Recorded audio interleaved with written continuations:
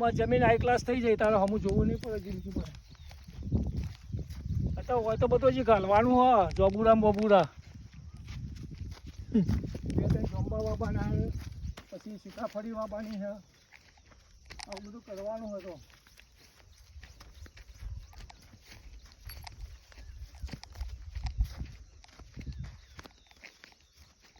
આટલાથી કેવું લાગે ચક્કર ધામ પાછલા કેટલા પડા છે